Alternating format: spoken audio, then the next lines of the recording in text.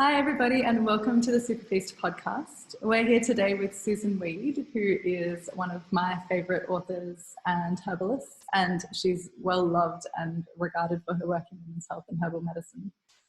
She's quite frankly a wise woman and someone that I'm really excited to be talking to today.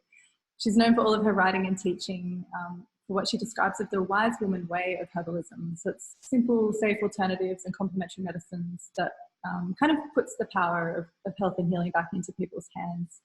Susan describes herbal medicine as the people's medicine, and her website and her books are just a wealth of information and knowledge, and she's also a mother and grandmother herself. So I'm really excited to have her here today in the Women's Series, talking about women's health in general and just sharing some of her wisdom on herbalism. Thanks for joining us, Susan. It's so nice to have you here. Thank you for having me, Tani. I remember my mother saying at one point, she looked at me, my parents really had envisioned me as being like a great scientist. I actually was at college as a mathematics major. And then I just felt I felt like my education was taking me further and further away from life. And I decided that I needed to really experience life. And they were like very disappointed. And then decades later, my mom said to me, if you had had to choose 3 topics that would really be successful, women, health, and herbs could not have been better chosen. I think that's because I read on your blog, which I loved, was that you said you don't have any formal training, you've just kind of been in the school of life. And that you dropped out of college. I dropped out of high school to go to college, and then I dropped out of high school to go to life. So I think that's so beautiful. As a feminist, I often say no man has given me permission to do anything. And I like it that way. It's such an interesting, I guess I'd love to start there on feminism, seeing as you brought it up, because I see your work as really subversive, kind of quite a gentle way, I guess, in that it's sort of empowering and putting wisdom and healing back into the hands of people who connect with your work. I think mostly would be women, but I'm sure there are a few men that come your way as well. And I know there are a few, really, really lovely, delicious men. The draws your work. Yeah. And I guess from my experience, being a woman who's recently gone through the process of kind of having a natural pregnancy and birth, and just how I really felt supported and held, having those resources there that you provide to kind of navigate what can be quite a confusing time in anyone's life. I think especially in our area, there's a man running the hospital system, an obstetrician who believes all women should be induced at 38 weeks and has quite a strong opinion on women's bodies. And I think, I think we can forget as young women the legacy of feminism and what it means to really stand in your power and reclaim your rights as a woman, and kind of talking about your reproductive rights or your the health of your child or anything like that. So could you speak a little bit to how sort of feminism is influenced? One of the first things, Tani, that I tell a woman, I say, if you're going to give birth, within the system, then it's very important at your very first connection to that system that you lie about when your last menstrual period was. Why is that? You need to cut yourself some slack. You need to give yourself at least an extra 2 weeks. Because babies are always late, in inverted commas. Babies are significantly late, and if you do not want to be induced at any point, you have to start out lying. You have to proactively lie. That's disturbing, isn't it? Is it right? Yes. Yeah. What a thing to have to tell women. The first thing you have to do to your healthcare provider is lie to them. I just had a really close friend. Her daughter was born 22 days overdue, and she had to basically refuse medical care and hire a private midwife in order to not be induced. And her daughter came naturally when she was supposed to. My daughter was 2 weeks late. I hear it over and over again from women. So, and what you're referring to there is that they calculate the due date 40 weeks from the last menstrual period, correct? Correct. So you're saying to give yourself maybe a little bit of extra time. Yeah. Right there. You lie about when your last menstrual period was. You know, you give yourself, if it was, you know, the 14th, you say it was the 30th. Mm-hmm. So change the Right. mood you bleed on. Right. You just got yourself a very critical 2-week period because it's very stressful to be 40 weeks pregnant and have people telling you bad things are going to happen. Yeah, and breathing down your neck. It's very, very sad. Your mind is already freaking you out with all the bad possibilities, partly because we don't get exposed through our female networks to other women giving birth. How many other women did you see giving birth before you gave birth? On YouTube, but not in real life. Yeah. Hundreds, because you watched them on the internet. No, but still, I mean, I can't imagine what it's like growing up. I've spoken to people. But you weren't, it wasn't actually part of your milieu or something that was, right. Yeah. So it's like each one of us is almost standing, you know, there alone saying, I can do this. When I gave birth to Justine in 1966, which was the year before the lowest year of breastfeeding in the U.S., 67 was the lowest year of breastfeeding in the U.S. And I told them I was breastfeeding her. They said, if you breastfeed your daughter, she'll die. That's heartbreaking. And I said, how can that be true? How did humanity get to hear if breastfed babies die? And they said, well, you can't tell how much she's taken. With formula, you can tell how much she's taken. And you don't know how nourishing your milk is. With formula, you know how nourishing it is. And I said, I can tell how much she's taken. I can tell how nourishing it is. So I insisted that they allow me to nurse her. And they brought me some pain medication, which I didn't take. But then when I looked and asked around, it wasn't pain medication. It was medication to dry up your milk. Wow. And that was part of a normal procedure? That was every woman was taking medication to dry up her milk. And when I said to them, I'm having a really hard time establishing a nursing relationship with my baby, they said, well, you don't want to breastfeed anyhow. So I thought, you know, they had her in the nursery, that you didn't have your baby in the room with you. You only got to see your baby at feeding time. So I went to the nursery, you know, like 15, 20 minutes before feeding time. And they were feeding my baby 4 ounces of sugar water before they brought her to me to nurse. Oh my gosh. Is that legal to do that? So as soon as I grokked that, I checked us out of the hospital against doctor's orders. I said, and I truly, you know, I was really being told by everybody around me that what I was doing was being a bad mother by nursing my daughter. Like there's not enough guilt being a mother.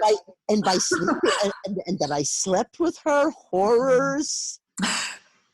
Oh my gosh, how could you possibly think to do that? And I said, well, that's what my body wants to do. You'll kill your baby. I'm dead. Can't imagine that I would roll over on my baby and not notice it. What mother could do that? Well, of course, a drunk mother or a drugged mother could do that. Yeah. I do understand that. But in most normal situations, mothers are not drunk or drugged, and they are sleeping with their babies.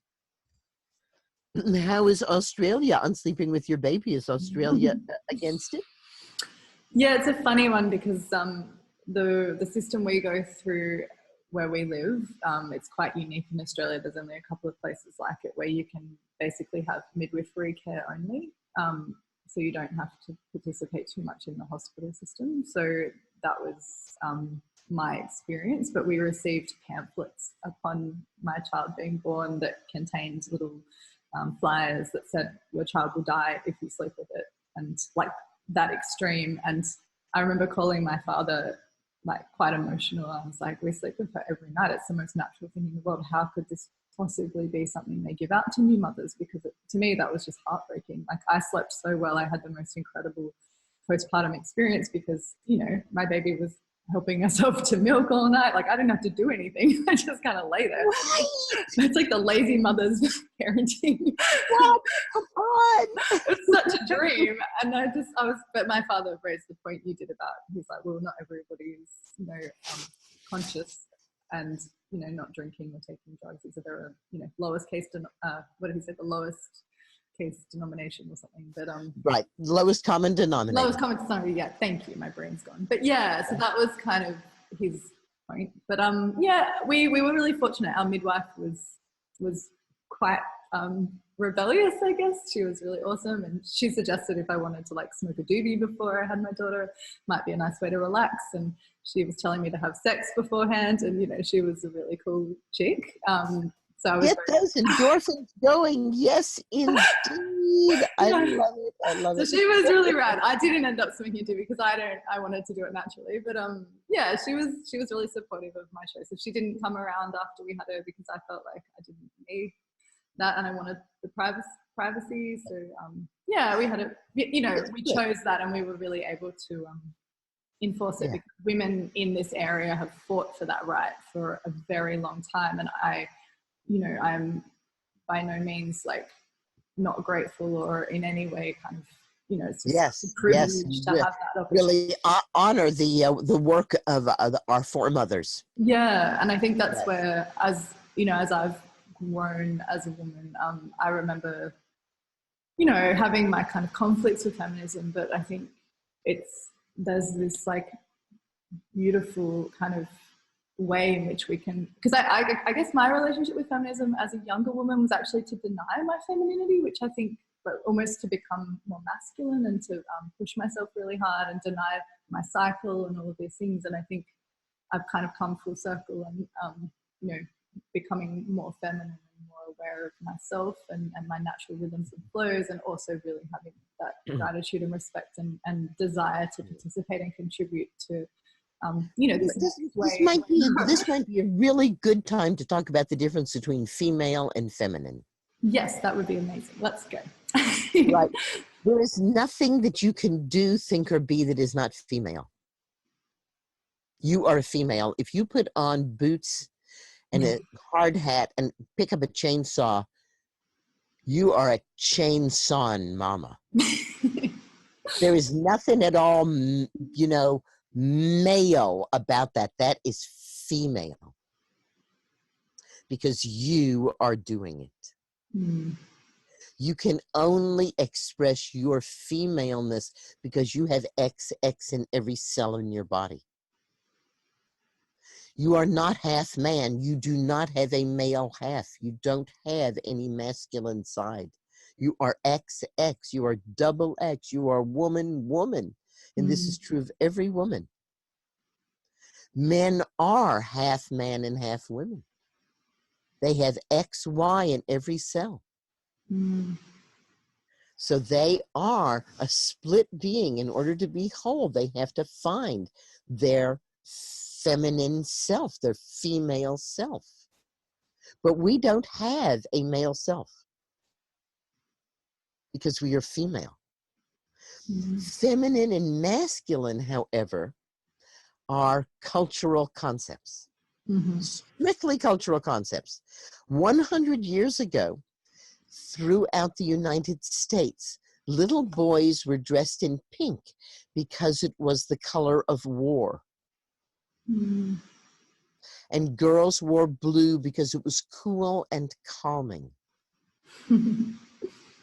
So blue was feminine and pink was masculine 100 years ago in the United States.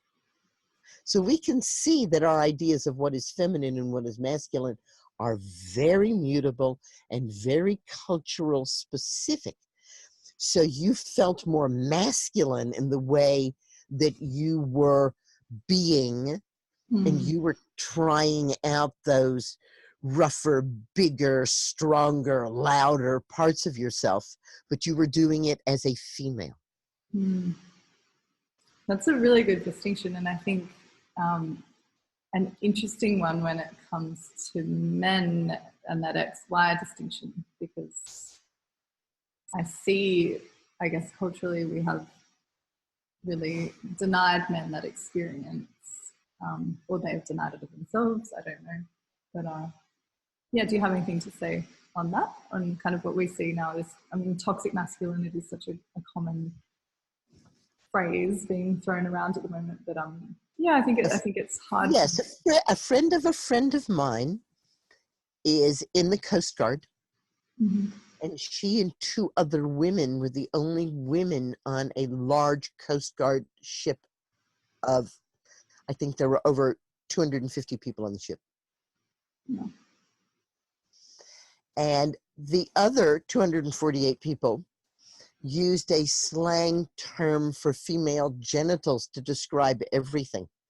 Of course I did. Oh, that's such a cup. Oh, you're such a if you do that. And so they decided that they were going to outdo them. And that for every place they would use it once, they would use it 3 times. Very funny.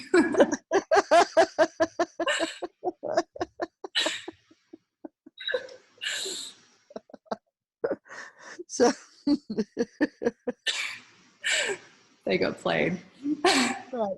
When I was writing down there, someone sent me a beautiful postcard. It said, "Act like you have diamonds between your legs." And I thought, oh, yes. And more specifically, you know, I'm adopted into the Seneca Nation of the Great Peaceful Nations.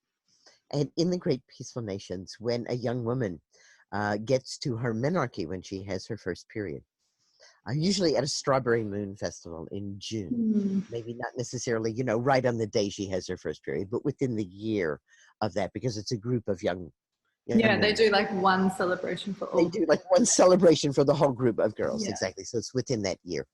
And the primary thing that they are told is your womb now is prepared to give birth to the future of our culture.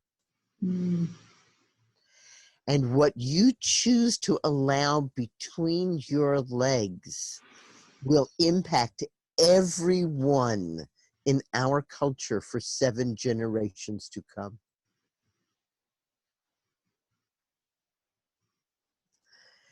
And to me, that is so powerful and beautiful. A message to give to a young woman. All right. And I've got goosebumps. Right? Wish someone had said that to me at 14. Me too, Tony. Me too. And, you know, I probably would not have made my parents so absolutely crazy if somebody had told me how precious I was. But my culture didn't tell me that. My culture told me that what? I had a weapon, I had a tool, I had an inducement, I had a treasure chest, I had, you know, everything but a place of power.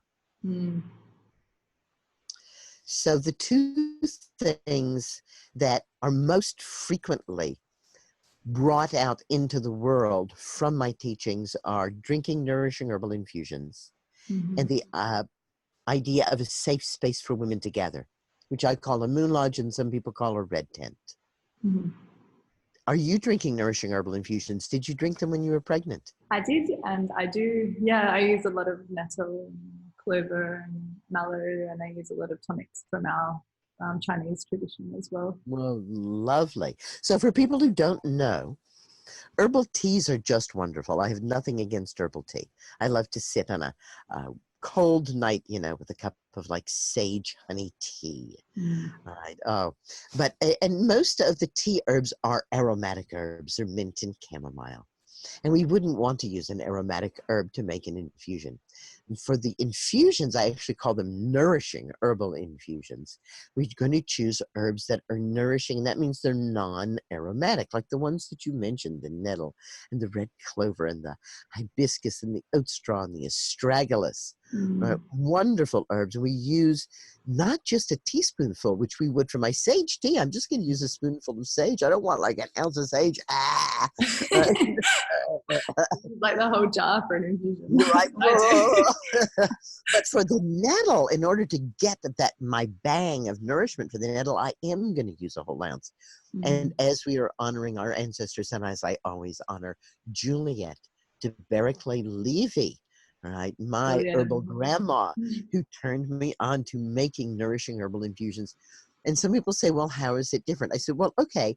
I said, let's look at nettle. A cup of nettle tea, it's a teaspoon of nettle, and you brew it for 5 or 10 minutes. And there's about 5 milligrams of calcium in it. And then in a cup. And then a cup of nettle infusion, you're going to use, for 4 cups, you're going to use 1 ounce of nettle. So that's a 1/4 ounce of nettle in the cup.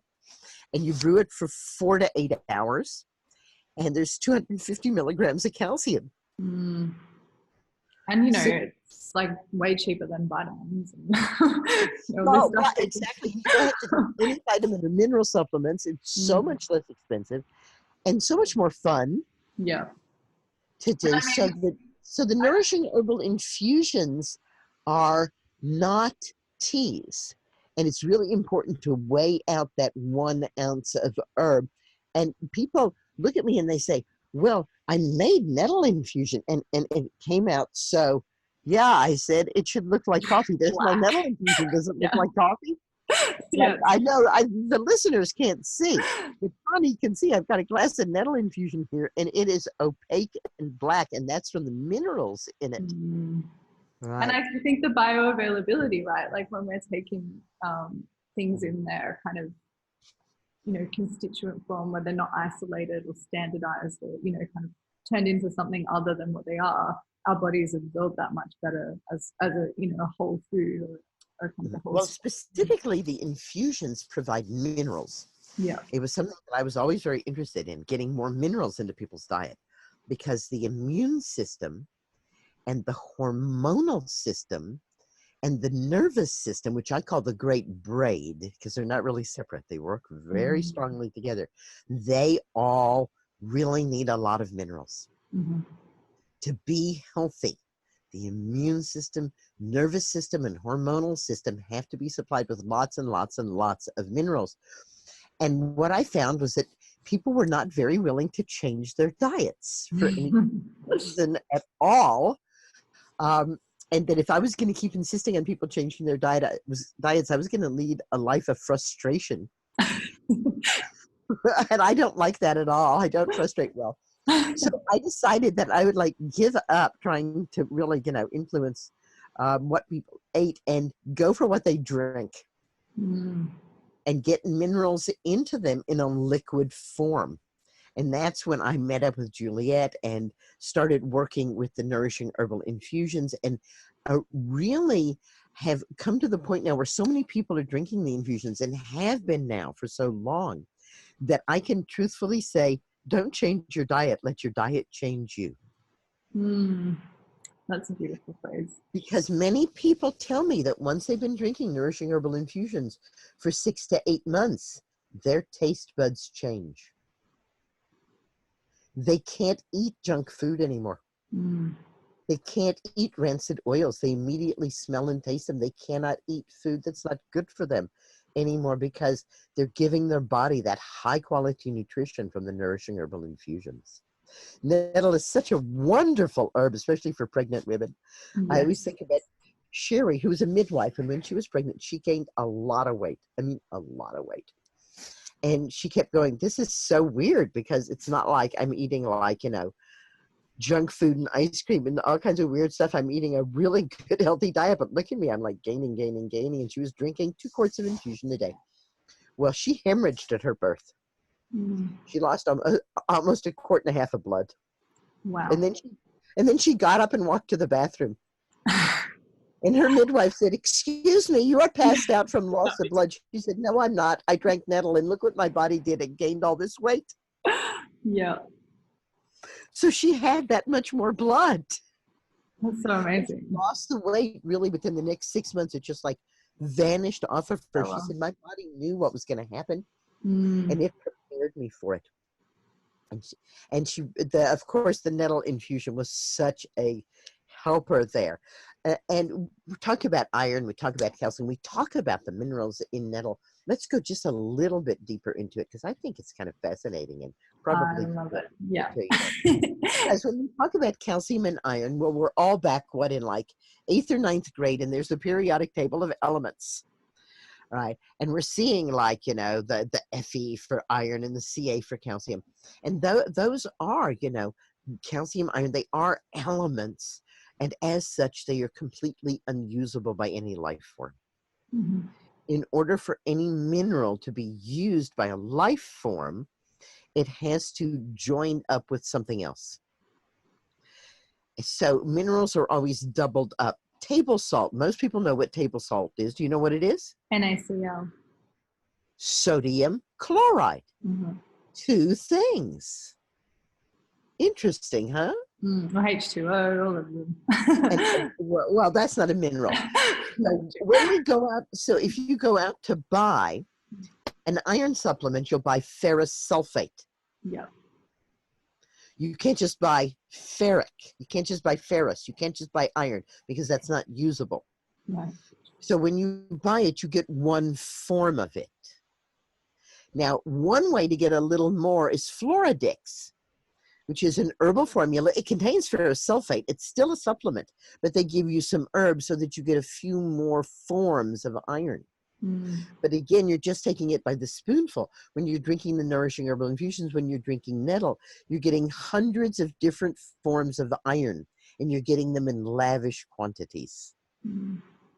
So it's not just that you're getting iron, but you're getting iron. And that also, as you so wisely put it, helps our individual bodies get what they need, because not everybody can use every form of every mineral. Well, because we see a lot with supplementation, people like calcium especially is actually quite deleterious to the bones, and it's kind of working very to what people think, right?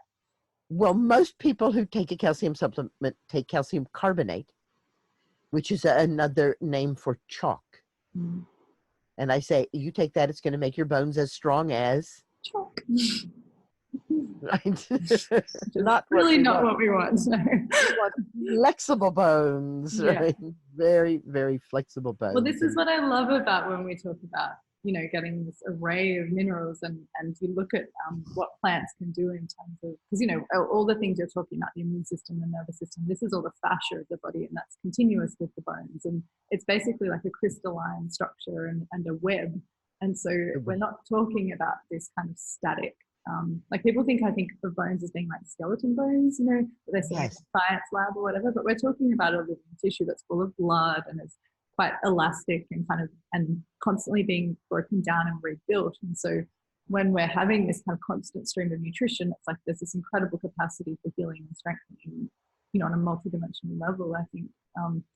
And that's what I see. We eat a lot of comfrey, our salads and things as well. We're always kind of trying to have these herbal allies, I guess, in our diet.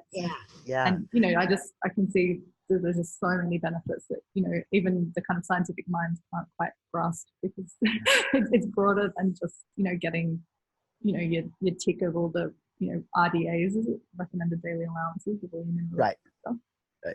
Yes, I'm a big fan of comfrey, especially during pregnancy and lactation, because comfrey makes the tissues stretchier and stronger. And that's just what you need when you're giving birth, is stretchy, strong tissue. And that's what you need when you're breastfeeding, is stretchy, strong tissue. That's so true, because when I was, I had a massive belly. I'm very tall and quite lean, but I had this enormous belly, and everyone was telling me I was going to get stretch marks, and I had so much comfrey and nettle, and I think that's why. I just think my body I don't have a single stretch mark from pregnancy. No stretch marks, exactly. And you didn't tear? No, I mean, I think I might have had like a little, she called it a scratch or something, because I was a bit rushed at the end. They were telling me to slow down, and I was like, that's not an option. There's like a baby. So think that was more my lack of control than anything. Well, that's quite okay. If you can't have lack of control when you're giving birth, when can you have lack of control? Huh? Great place to have it. Well, it's such a fantastic, I mean, that's something when you said about us not seeing, and, you know, I think we really, it's not like we hide from pregnancy, but there's this funny thing where we kind of idolize it, but we don't really engage with what it really means. And birth happens behind closed doors, and those early days of pregnancy, of postpartum, so few of us are really exposed to the kind of care that a mother needs. And I mean, I know for me, like even just continuing to bleed was a bit of a surprise. I mean, I kind of knew about it, but actually having an experience of like clots falling out of my body and stuff, I was like, oh, that's right. Like, you know, I'm actually shedding a lot of stuff. Right. Oh, yeah. Yeah, and I think we just were so... The uterus goes from a 2-pound mass, right? It filled up most of the internal space of your body right back down to the size of a lemon in that first week. Yeah, and you can feel it, like the breastfeeding is such an incredible process. Right. Yeah. And I mean, I loved that. I'd love feeling my daughter like suckling and my uterus contracting. I was like, this is such an like intelligent system that like my body's returning to its previous form through this kind of process. And you know, you take away breastfeeding from someone's experience. It's, you know, I mean, obviously some women can't breastfeed, but you know, if it's what happened to you, like, or women in your era, like that's just devastating to me that your bodies didn't get that chance to kind of go through that natural transition as well. You know, it's just such a, yeah, it's such a shame that that's happening. And I think like you've got some books on kind of like vagina and cervix care as well. And, you know, breast cancer seems to be this really kind of huge thing. I'm sure it's the same in the States, but in Australia, I mean, I think it's the second biggest cancer in Australia. And, you know, it's just something that I see a lot is the like over a lifetime of disconnect from our bodies as well. We kind of, you know, we hit menopause or we'll end up with these kind of tumors and things growing down the track. And I wonder if you can speak to any experiences you've had with, you know, even if it's on a metaphysical level, because to me, there's got to be like a lot of a psychological trauma. There's a very interesting body of doctors in the United States called the U.S. Preventative Services Task Force. And it's a group of doctors and experts who put out information about what is good preventative health. Mm-hmm. And the U.S. Preventative Services Task Force, starting over 10 years ago and continuing to this very day, says having a mammogram is more likely to harm you than hurt you. As in fact, the latest statistics are that approximately 75% of women who have a mammogram over the recommended period of years, 75% of those women will have a false positive, which means a biopsy, possibly surgery, possibly chemotherapy, possibly radiation, all for something that doesn't really exist. So then we get told this cancer was cured, but they're never really. Right? I hear people talking about cancer stage 0. Stage 0, I say that means no cancer. Yes, but it could be. That's a real head fuck, that one. So on one hand, one of my dearest friends was diagnosed with breast cancer last August. She found a lump the size of a lentil in her breast. 135 days later, she was dead with the lump in her breast the size of a honeydew.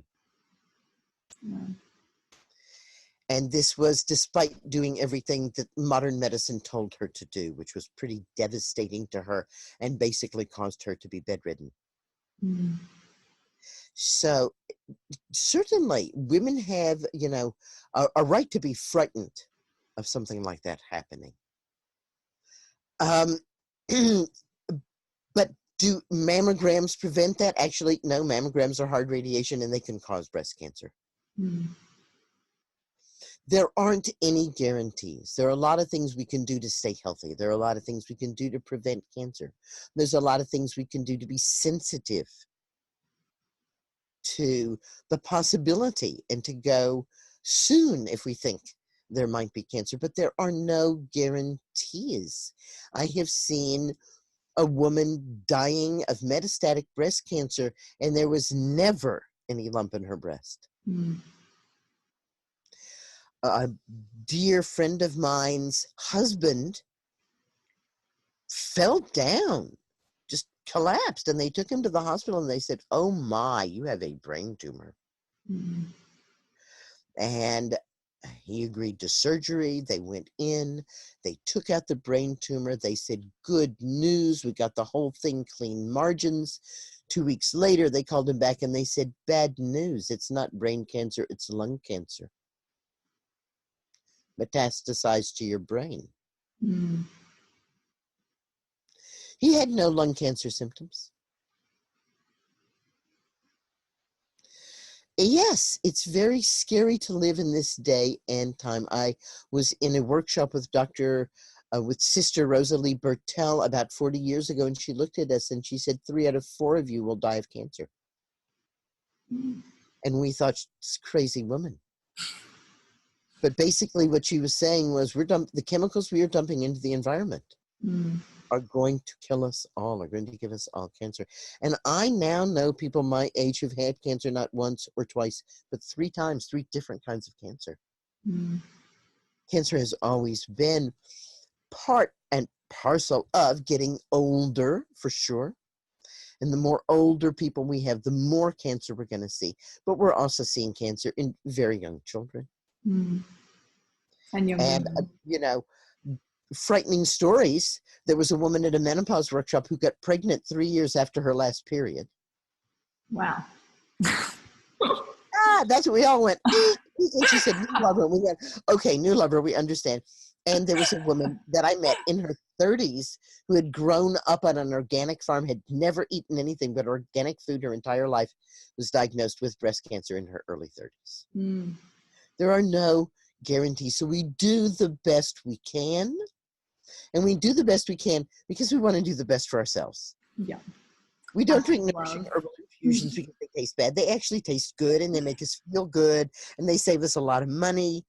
And we do it because right now, today, it makes us feel good, but we also know that tomorrow it will make us feel good. And the long, long, long tomorrow from now, it will make us feel good, right? Stinging nettle, oat straw, red clover, comfrey leaf, linden, astragalus, burdock, dandelion, hibiscus, mullein, cleavers, gotu kola. I'm trying out some gotu kola. Oh, what an interesting plant, right? Any nutritive, non-aromatic herb can be used. And chickweed? Do you do chickweed infusions? Chickweed. I love chickweed. Yes, yay, chickweed. Hooray, we eat chickweed in salads on butter. So nice. Yeah, chickweed grows so abundantly where you live too. It does, yeah. It's beautiful star flowers too. Yes, the little star lady, absolutely. Because that's what I think when you kind of explore this realm, it's like I think when there's this level of care being given to yourself, like you're saying, it's, these are acts of self-love and ritual as opposed to kind of something we do because we have fear.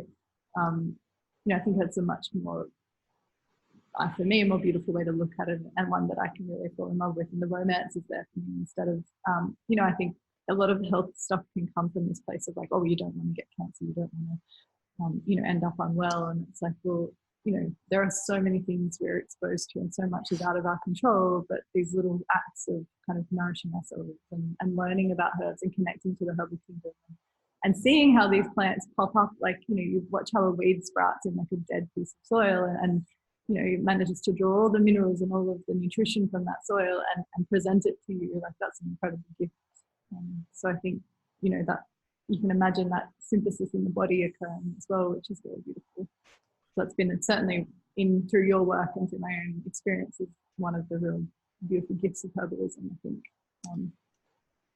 How beautifully you put that. Thank you for reminding us of that, Tani. Really, it is. That's such an important part of it to me.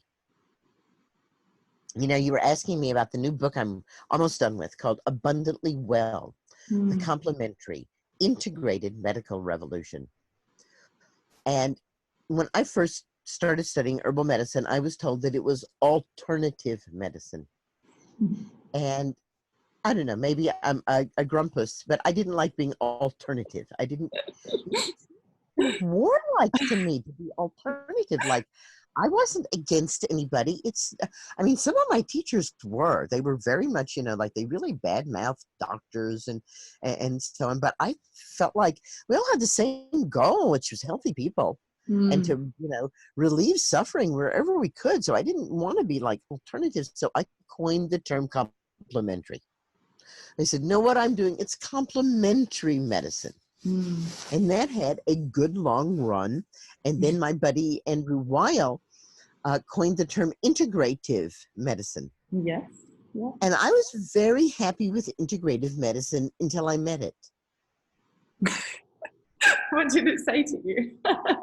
Right? So I liked the word. The word sounded great. Just integrative medicine. We will integrate all the medicines together. That's even better than complementary, right? Yeah. Like, compliment is you look beautiful, but integration is we're going to kiss you. Let's go for it. I like it. Okay. But then the way integrative medicine is practiced is not integrative. It's like, okay, well, we've given you 100 radiation treatments and, you know, 20 doses of chemotherapy. Now we'll send you to the nutritionist. Like, whoa, wait a second. That's not integrative. No, integrative is you have the acupuncturist there at the chemotherapy session. For sure. Right. And the hospitals aren't serving bullshit food. Exactly. It's not even food.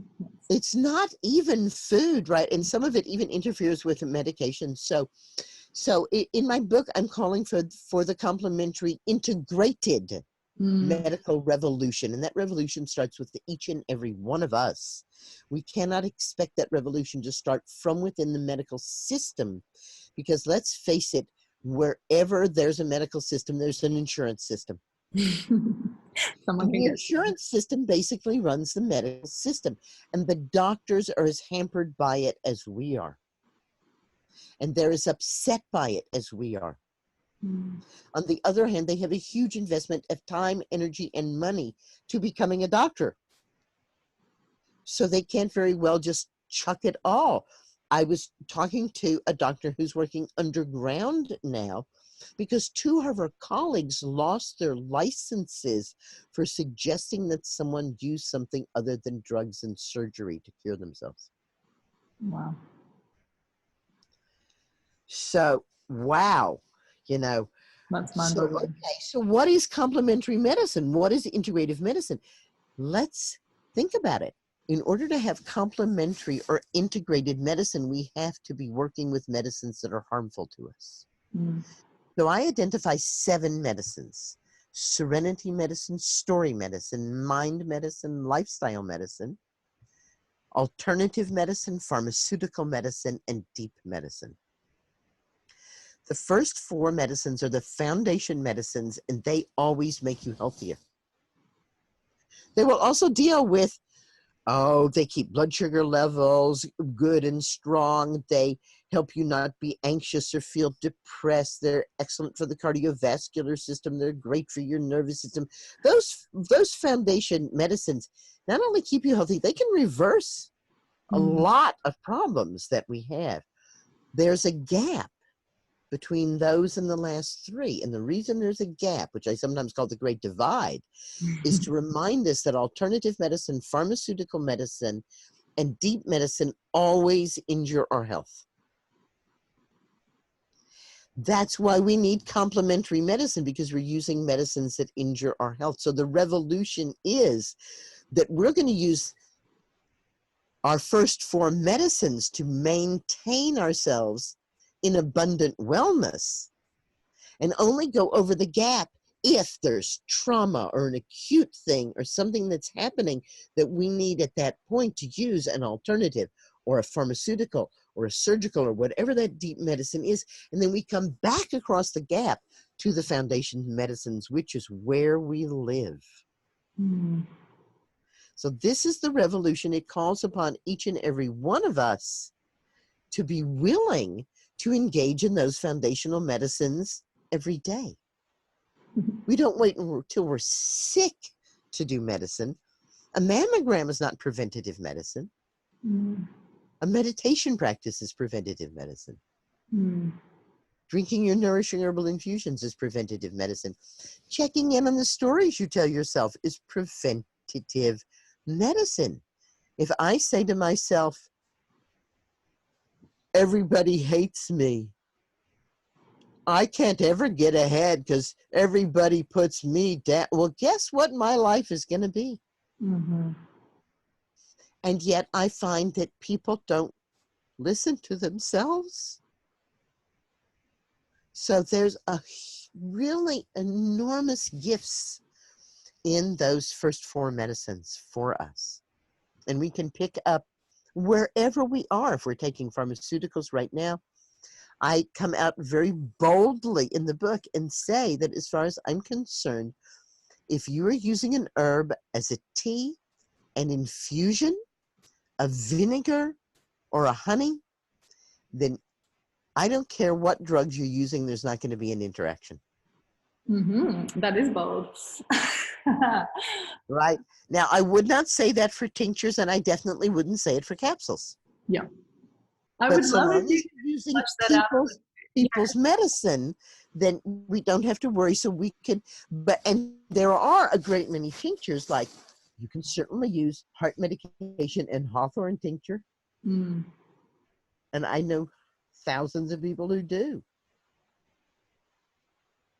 Because it's a funny, I think there's a lot of fear around herbs. And I think I wanted to touch on this in this interview anyway, and I think it's a kind of natural segue. But if we look at the history of herbalism, it tended to be the women's kind of medicine and the people's medicine. And when we see all these witchcraft trials and the rise of the church and, you know, this kind of suppression of these more pagan, shamanic kind of practices, especially when we look at kind of what's happened in the treatment of women, we can really see that we've lost a lot of wisdom and a lot of kind of connection to these things. And the fear has become so huge that I think people hear the word herb and they just immediately think, oh, there's interactions with danger or contraindications.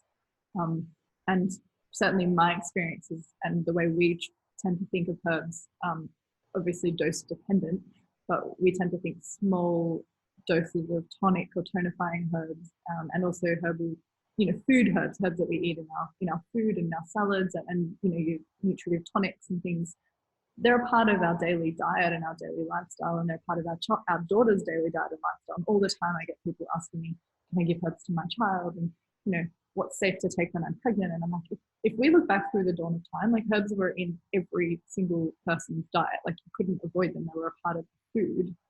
Certainly I'm with you when we kind of do extracts and tinctures and things, we get a much more concentrated dose. But I think a big part of herbalism today is like reclaiming our power around herbs and encouraging people to kind of drop a lot of the fear and to start to become more familiar and intimate, I suppose, with the plant kingdom again. Yeah. Is that kind of what you're suggesting, I guess, when you say that they're safe and that they're not going to interfere with pharmaceuticals?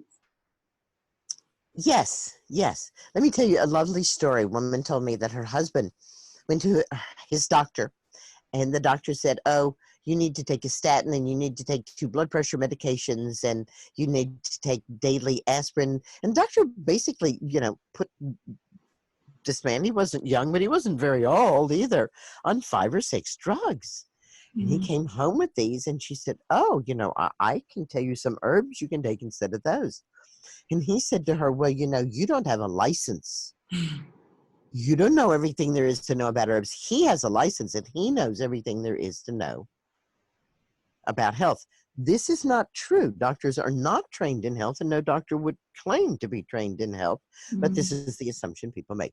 So he started taking his drugs, and she felt, you know, unhappy about it. So she went outside, and she said, I'm very unhappy that my husband is taking these drugs. You know, some time had passed.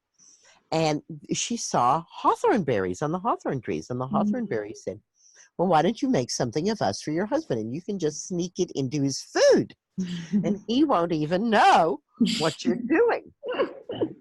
So she picked a bunch of hawthorn berries, and she was going to take them in the house. And she was thinking about it. And she decided she was going to make a glycerin.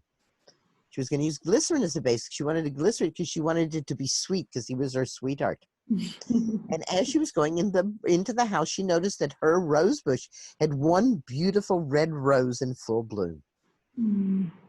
And she said, oh, I remember Robin Rose and Susun Weed were talking about herbs for the heart, and rose is an herb for the heart. I'm going to harvest that red rose and use it with the hawthorn. And Hawthorn said, yeah, that's good. And she said, then the hibiscus from her neighbor's yard said, and you're going to leave me out? And there was this big red hibiscus flower, and she had to go over to the neighbor's yard and pick it, right? And the other plants were very happy, so she goes in and she starts making it. And then the Schisandra berries on her shelf said, excuse me, you have to add some Schisandra to this. So she put some in, and of course she let it sit for 6 weeks, and then she started indeed putting it in her husband's food and beverages. And at first she was sneaky about it. And then she started doing it in front of him. And then she started encouraging him to do it. And after about a month of this, he said to her, you know, your herbs make me feel a lot better than the drugs do. Mm. I think I'm going to use the herbs instead of the drugs. And to me, this story is so much about herbal medicine being people's medicine. And she didn't say to herself, oh, he's right, I don't know everything there is to know about herbs. She said to herself, I love him and I know enough to be open to what will help my husband. And she'd listen to the plants because they talk to us. You know, I think that's something. I think people, you know, you hear of the lore of all the herbs, and you hear of people, you know, going into the, you know, forest or out into the fields, and the plants speaking to them, waving to them, asking them to take them, and it's such a beautiful offering from that kingdom. And I think we've lost touch with that. I study a lot of Taoist practices, and one of them is tree chi, which is that we use a tree's chi to clean our own energy, because just how they take in carbon dioxide from the air and give us oxygen, they'll take our dirty energy as well. And you know, I call them tree friends, but there are certain trees that are really cranky, and there are some trees that are really friendly, and there are some trees that give too much energy, and some trees that don't want to share any. And it's such a funny, once you start having that connection with it, which sounds like a bit of a nutter, but it's just this incredible doorway or portal, I think, into this realm. And we've certainly found when we meditate on herbs, or we take them, you know, we really spend time with them and we listen to them, and they all have personalities and kind of characters, and they, you know, and even if you think of joxer signatures, you know, you've got the blood red of the rose and the red of the hibiscus and the hawthorn berries. It's like these blood tonics. And Schisandra is such an incredible herb, one we work with a lot. Yeah, you can kind of feel how it's like, it's not this kind of complex thing. It's like a very natural, very organic, very intimate relationship. Exactly. Yeah. That she was there and she responded to the situation she was in from her love for her husband, and did it in a way that allowed him to grow into it and to feel safe and secure in it. Because as you say, people are frightened of plants, which to me always seems like, gee, drugs are dangerous, right? Let's be frightened of drugs. The plants aren't so dangerous. In fact, and I find this rather amusing, New York State, a couple of years back, legalized cannabis products. But because weeds are so much more dangerous than drugs or surgery, MDs have to get a special license to prescribe cannabis products. And so far as I know at this point, there are no MDs who've gotten this license. Well, that's something we just saw in Australia. They're doing psilocybin trials on people in palliative care, but instead of using psilocybin, they're using a synthetic psilocybin. It's like exactly. Real mushrooms too dangerous. I mean, like real I'm blowing. Like, yes, because it can't be standardized. Yeah. Could you talk about standardization? What are your thoughts on that? Because we're heavily against it, but I'd be curious to hear what you think. I agree with you as to being against it. One of the most fun gigs that I did was to talk about menopause at the Toronto Opera House. There were 1,100 women present. Wow. And they had a female MD there who thought every woman should be taking hormones. And like then they HRT had a woman, kind of thing? yep, HRT. And then they had a woman who was more middle of the road. And then they had, you know, the wild radical me who thought no woman should be taking hormones. Thank you very much. And we each, you know, had time to strut our stuff. And then we had 10 minutes after everybody had done it to say why the other people weren't strutting right. And then they opened the floor up to questions from the audience. And it was such a huge audience, they had microphones and people lined up. And the first questions any of the three of us could answer. We were sitting now at a table. We had you know, had been given the stage to talk, and then now we were seated at a table like a panel. And we each had a microphone and a pad of paper and a pen and a carafe of water, right? It was very all set up. And the first questions any of the three of us could answer, and there was no problem. And then a woman came to the microphone, and she had a list. And she said, I want to know about black cohosh. I want to know where it grows. I want to know when to harvest it. I want to know what part to pick. I want to know how to prepare it. I want to know about nettle, da-da-da-da-da. And the woman, the MD who thought every woman should be on HRT was sitting next to me. And she took my microphone. Remember, we each have a mic. She took my microphone to answer this woman. And she said, because obviously nobody was answering this question but me. And she said to me, she said to the woman, she said, I will not let Susan answer this question. You are talking about crude botanicals.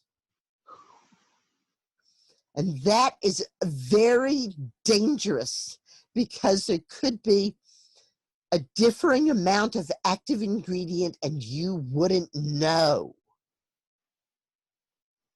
Now, I understand her training is she uses drugs. And if you have an unstable amount of active ingredient in a drug and you don't know what that is, you're going to kill people. You can't sell a drug until you can establish the LD50. Right? Lethal dose for 50% of the animals you give it to. If you can't kill half the animals with your drug, you can't sell it. So by definition, a drug is lethal. By definition. But herbs aren't. A lot of them don't even have a toxic dose. No, there's no toxic dose of nettle, correct. Right? Yeah. Right. And, you know, you said before that we have lost a lot, and that's certainly true, especially in the European thread. But the World Health Organization says 90% of the healthcare given on this planet on any given day is given by women in their own homes with plants. So we white girls may have lost. Yep, but not globally. Because of the witch burnings. But in the non-white parts of the world, that tradition is still going on very strongly, although yes, in many places it is being supplanted by drugs. There's a lot of reasons for that.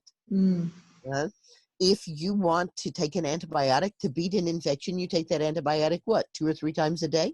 If you want to take an herb to beat an infection, you'd be taking that herb every hour or 2. Yeah.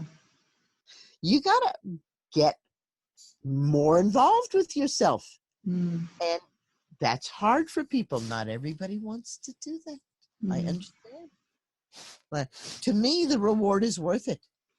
To me, taking care of myself, that's what I wanted. Isn't that what I want to do anyhow? But, hey, I'm sick. Isn't this like a little signal to take care of myself? Slow down. Right.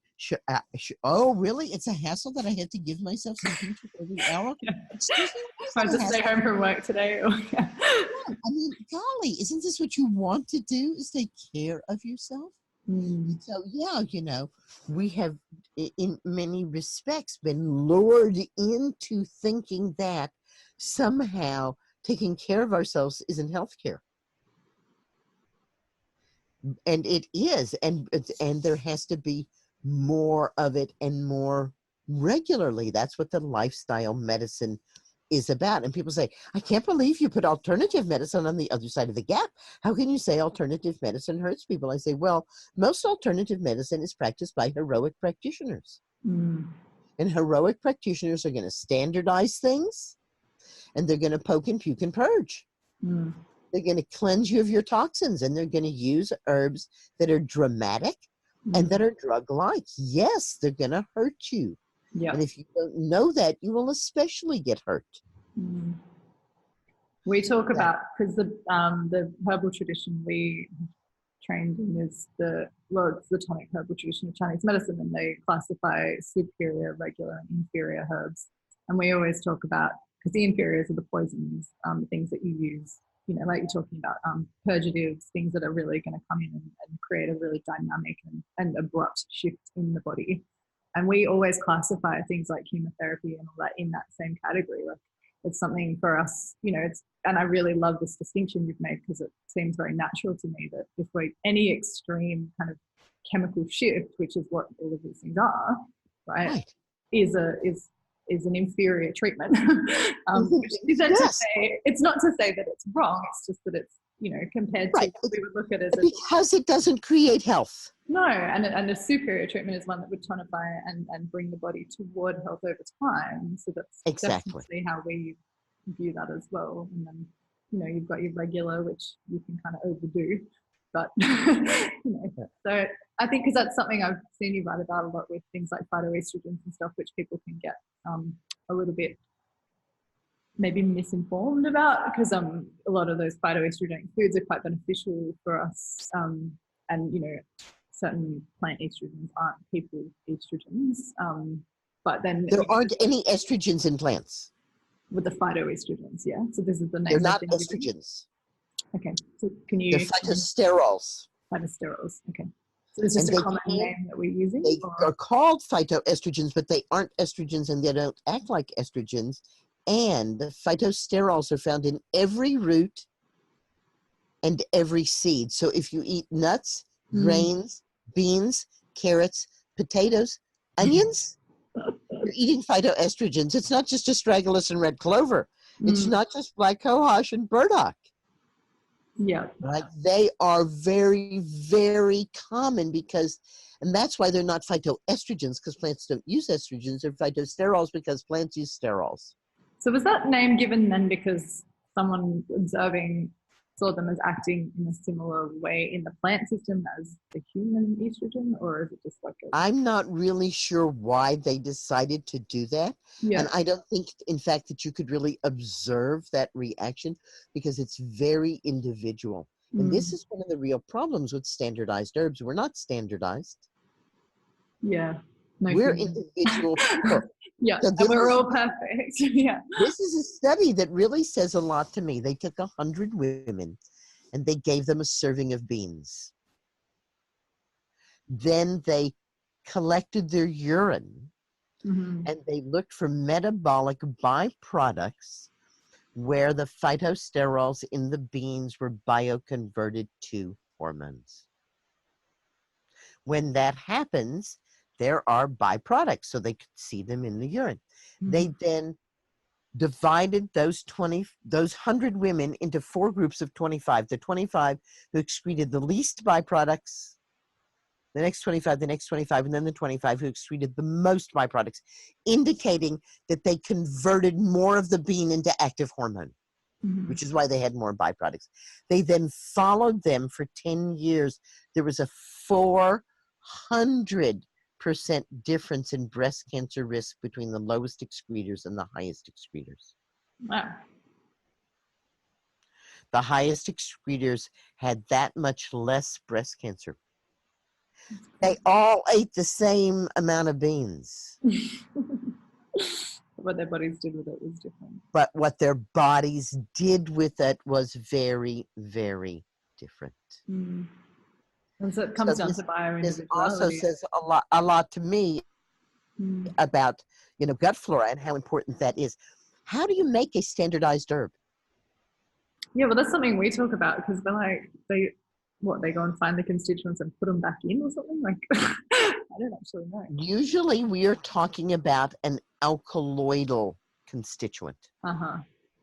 And you can remove alkaloids from the plant with thin line chromatography. Oh, okay. Yeah. TLC. So what you do is, let's say, St. John's wort, I call it, Hypericum perforatum. And it has dozens of alkaloids in it.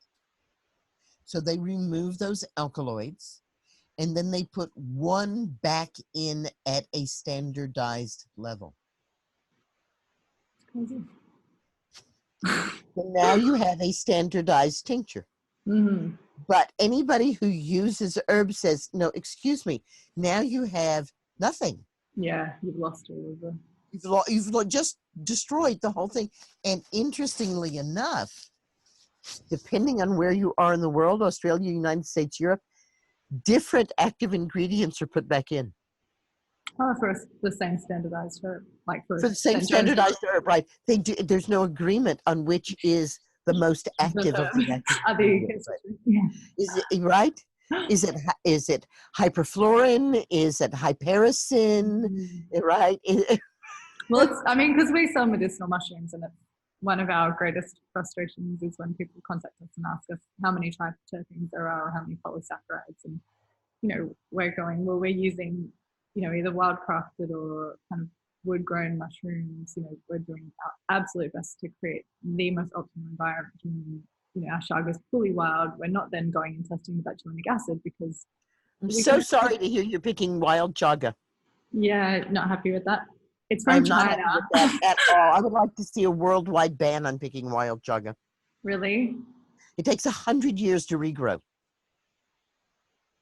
So I was under the impression that if you took just the sclerotia, that particular, it's all depending on how far down they go. That's what I was told by the harvesters that we work with. I will tell you that chaga used to be common in my woods, and that people stripped it out of the woods, and it's been 20 years since I've seen any chaga of any kind growing anywhere. We source from China, from the Changbai Mountains, and the men that do our sourcing, my partner goes over there and works with them, and they say they do a 7-year rotation, and they're in one particular area of the forest, and they don't have that issue. But he said it was because naive people take too much of the conch out, like of the sclerotia out, and so then and then it's gone. Yeah, so I think so you are not actually doing wildcrafting yourself.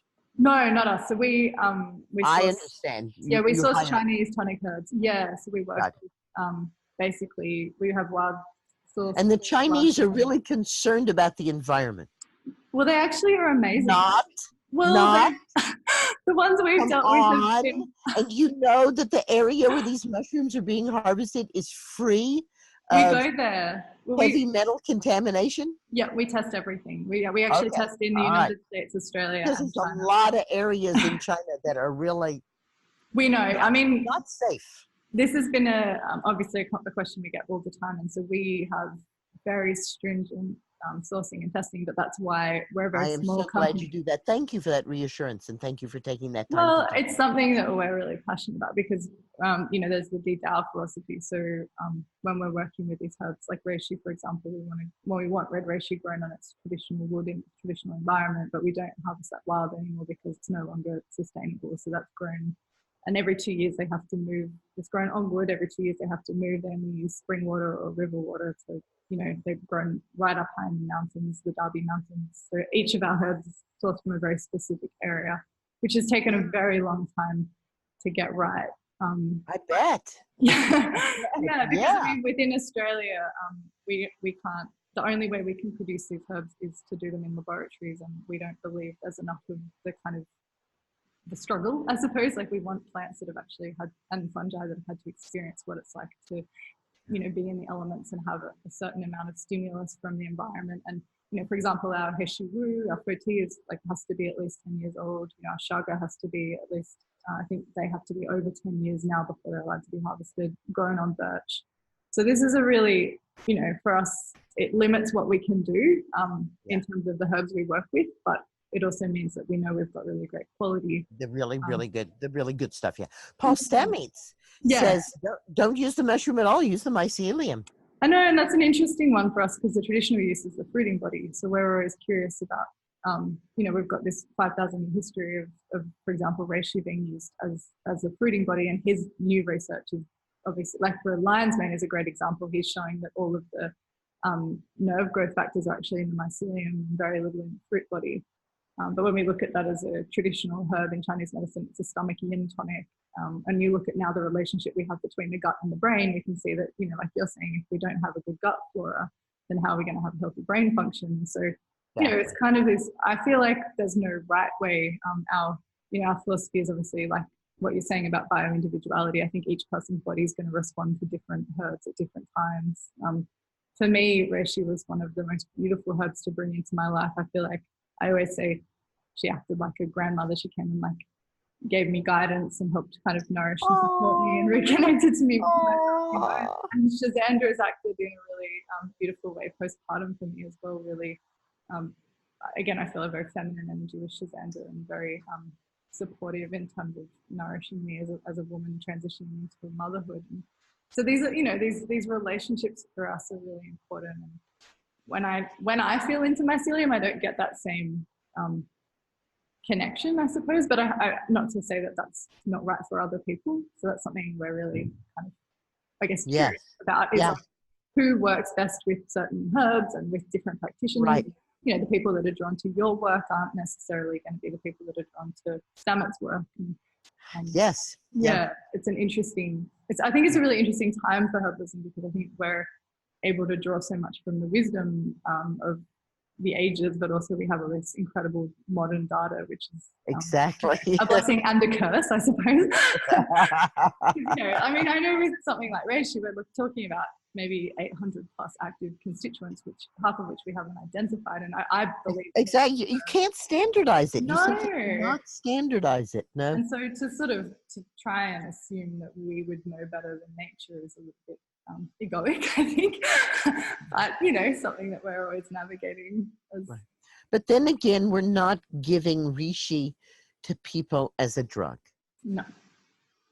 We're suggesting that reishi is part of a foundation practice for maintaining health.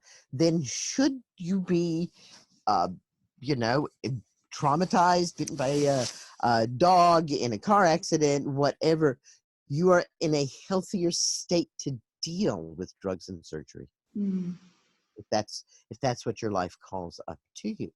So it's not that we're going to wait until suddenly something happens and start using reishi. Right? It's a foundational practice. That doesn't mean we have to use it every single day. I mean, I've been doing an hour and a half of yoga once a week since I was 18. Right? Now, I've seen a lot of people come in, do yoga every single day for a year or two, and then drop out. Yeah, we've seen that too. So a foundational practice often, as a matter of fact, is not going to survive if you do it every day. But if you have that reishi around and it's in your diet and circulating through, then that's part of what we're talking about. I mean, that's exactly our philosophy, because we get asked that all the time, you know, should I take these herbs every day, and should I take a herb every day? And, you know, I'm working with herbalists, should I take this mixture every day? And like, you know, there's just no simple answer to that. It's like you have to be able to start to connect with your body and be guided. And I think that's, for me, what reishi was such a beautiful ally in tuning me closer to my intuition, and you know, really allowing, because I don't work with her every day anymore, but there was a period of time when I did, and I felt like that really moved me from someone who was perhaps looking outside of myself a lot for answers towards someone who was more trusting of my inner voice. And I think it's like all of these things, I think, you know, a little bit over time is so much better than a big dose. You know, I mean, maybe the exception of nettle, but, you know, I think this is exactly what you're saying with yoga. I'm a yoga and meditation teacher, and I used to see people come to classes and binge on it, and then see them again. And I reminded Isla Burgess that she had a really lovely thing. She had forgotten. She had chosen what, 612? No. Yeah, I guess it was 9 different tonics, and she picked one of them to do daily for 6 weeks. So she circulated through the 9 across the period of a year. That's a beautiful way to do it. And then had a relationship with it for 6 weeks to see how it was affecting her. I said, what a beautiful way to do that, because within 6 weeks, you will definitely see some effect. Yeah. And she had actually forgotten that she had done that or suggested that. She said, oh, yeah, I found the ones that were my friends, and I just forgot I'd done it.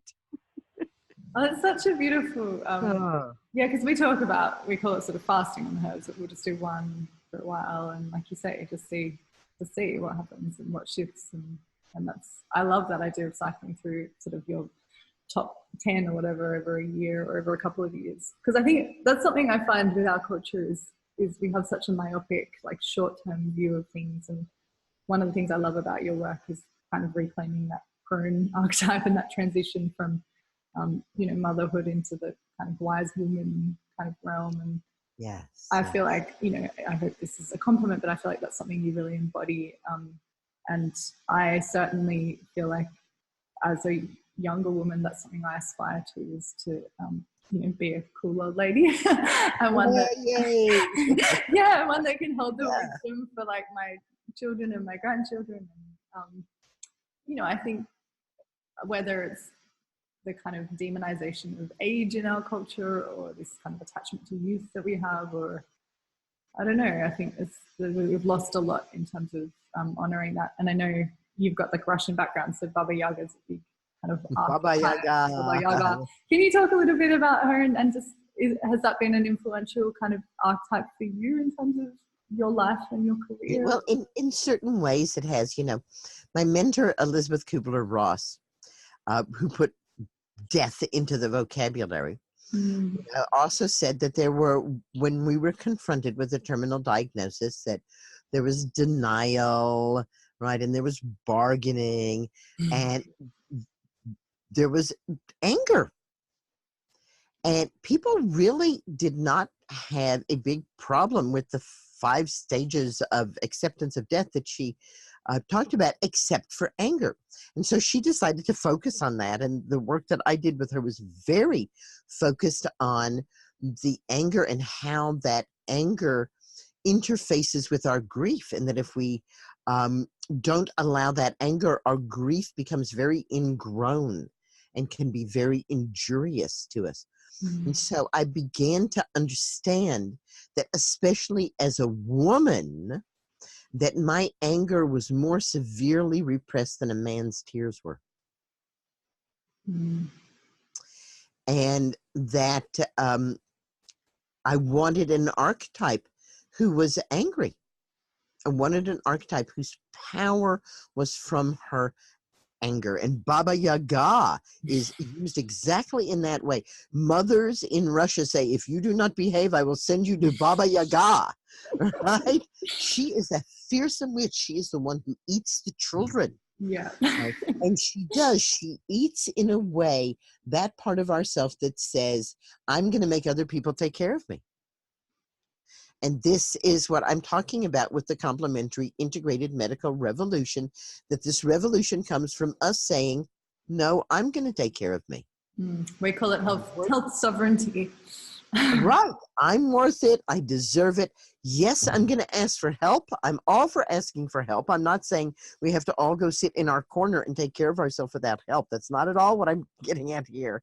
But that I am going to decide from the help that I can get, which of that I want and how I'm going to take care of that. And that's exactly what Baba Yaga creates in those who can get through her tasks.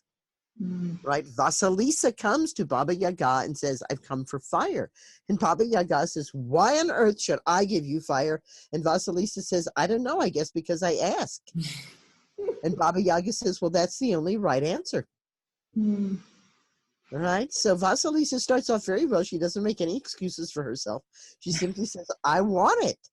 I will give me fire. And Baba Yaga says, yeah, well, you got to do all these tasks for me. And if you don't, I kill you and eat you.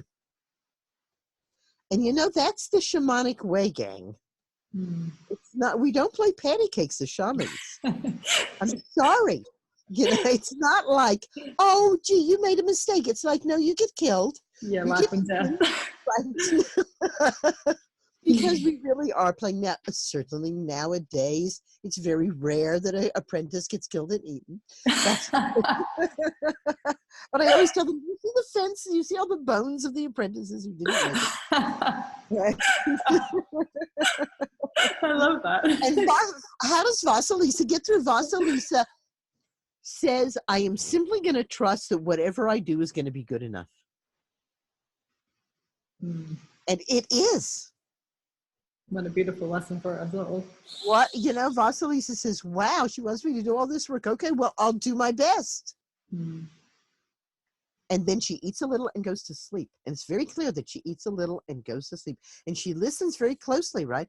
Toward the end of her story, Baba Yaga says, you can ask me questions, but listen, I'm telling you right up front, if you ask too many questions, you're going to get old too soon.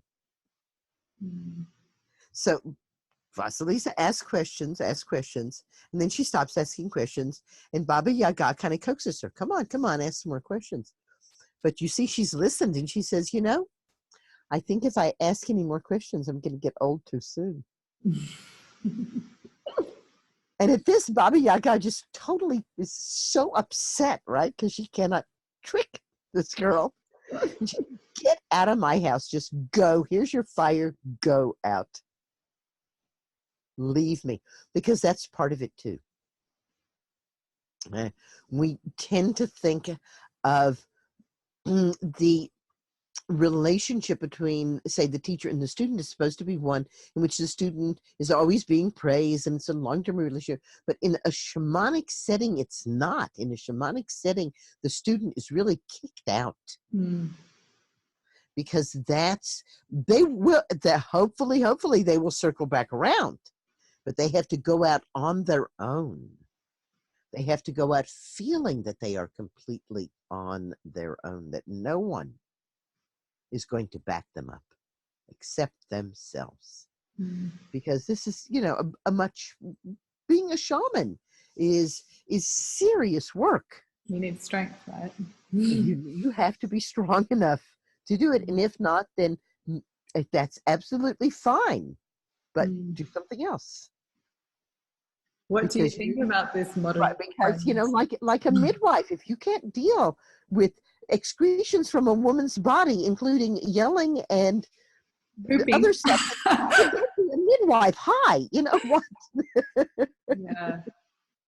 Because I mean, I think all of these roles are like transitory roles, like between life and death, right? A shaman's bridging these worlds, a midwife is bridging these worlds and offering guidance. Through the portals, the guardians of the portals. Correct, yeah. So we need like fucking fierce people in that space, because otherwise, you know, it's very easy. I'm curious, I'll start wrapping this up because I know you've probably got work to do, but I'm curious about what you think about this kind of modern embrace of shamanism, which is, my partner and I have a bit of a running joke where we call them 2-minute noodle shamans, where they're kind of soaked in some hot water and off they go.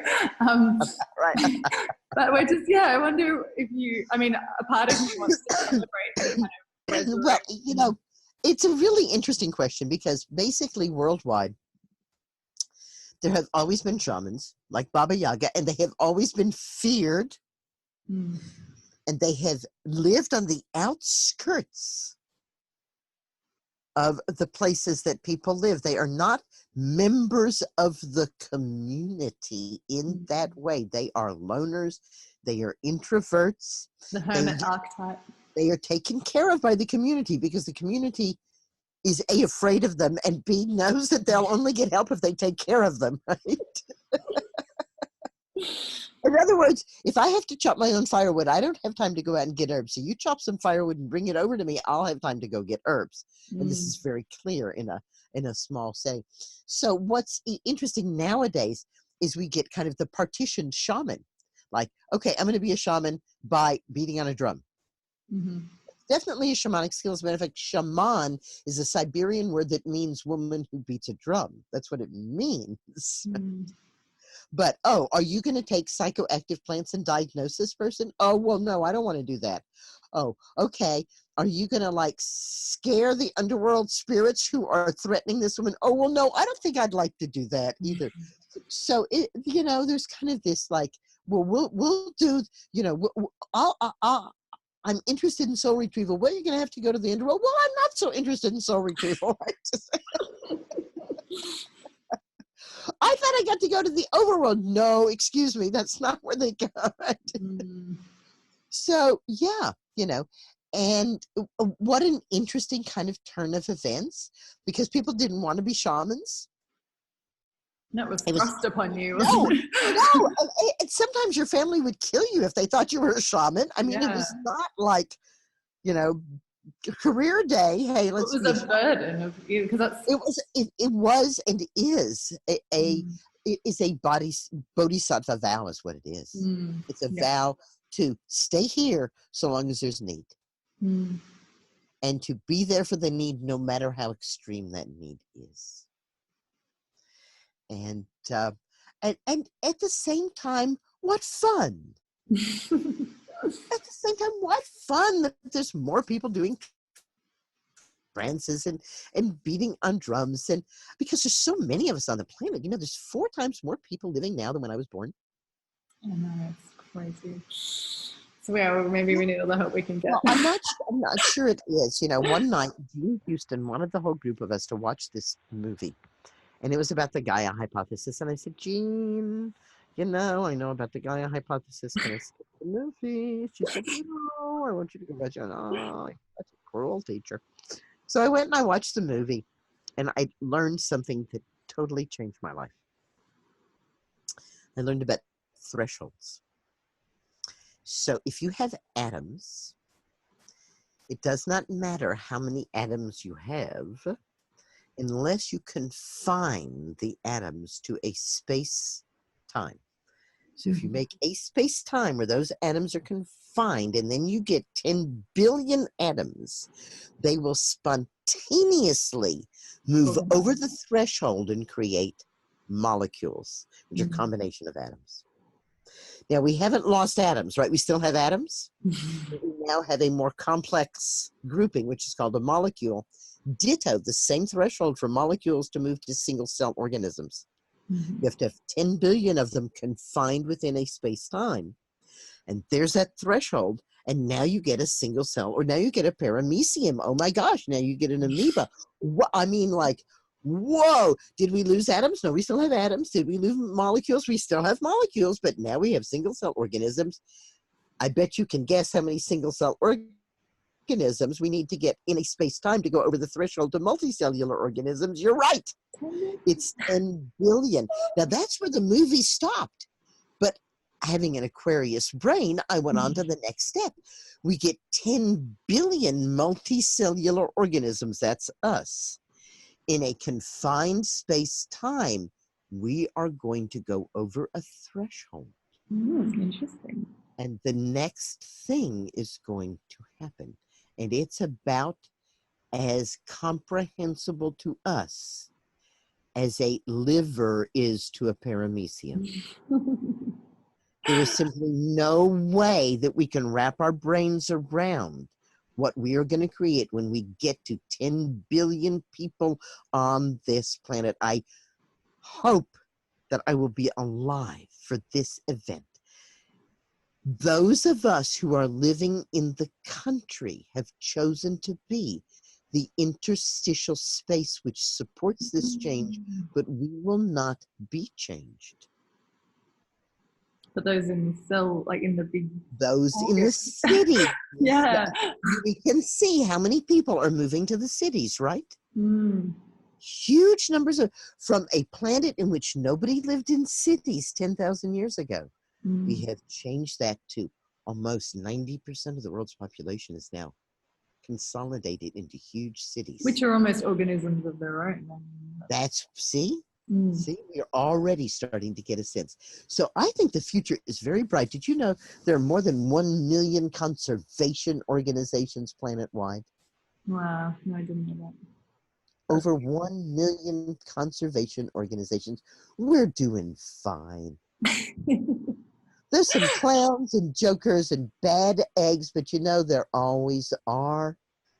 And they always get the screen time because they're entertaining. because they're entertaining. What can we say? And because our work is foundation work, it's behind the scenes. Right? And that's okay. That's just fine. I'm fine with grassroots. You're fine with grassroots. I love that you called it the interstitial space too, because when you look at the body, that's actually what makes up the entire body, right? So all of these spaces and all of these kind of networks. And I think that's really cool that, you know, maybe to think about, you know, because the organs get all the attention and the muscles and the outside stuff, you know, the stuff you can kind of see and the bones, but it's like, well, really what's holding it all together? It's the Susun Weed of the world. Interstitial space. It's each one of us. It's each one of us taking that. I always feel so happy when I meet someone like you who's taken what I put out and has made it your own. No, and thank then you. spread it to others. Thank Very you. flattering. I am absolutely in your debt and deeply grateful to you, Tommy. Well, me too, Susan. I mean, I feel like I had really the dream experience, you know, bringing my daughter into this world, and I don't think you can really thank someone enough for helping support that. So you have my absolute gratitude as well. And yeah, thank you. So green blessings to you and green blessings to everybody who's been listening. If you're not drinking nourishing herbal infusion, get on those Get nourishing on it. I'll post Believe us, it'll change your life. Yeah. Thank you, Connie. Thank you, Susan. Blessings. Good night. Good night.